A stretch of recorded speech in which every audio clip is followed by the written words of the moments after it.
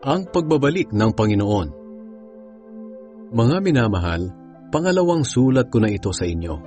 Sa mga sulat ko, sinikap kong gisingin ang kaisipan nyo sa kabutihan sa pamamagitan ng pagpapaalala sa inyo ng ilang bagay.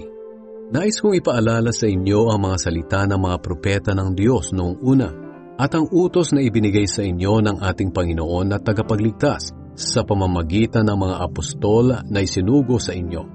Una sa lahat, dapat ninyong maunawaan na sa mga huling araw ay darating ang mga manliliba at susundin ang masasama nilang nasa. Sasabihin nila, hindi ba't nangako si Kristo na babalik siya? Nasaan na siya ngayon?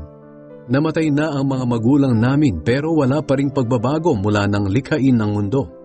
Sinasadya nilang kalimutan ang katotohanan na nilikha ng Diyos ang langit sa pamamagitan ng kanyang salita. At nilikha niya ang lupa mula sa tubig at sa pamamagitan ng tubig. At sa pamamagitan din ng tubig, bumaha sa mundo at nalipol ang lahat.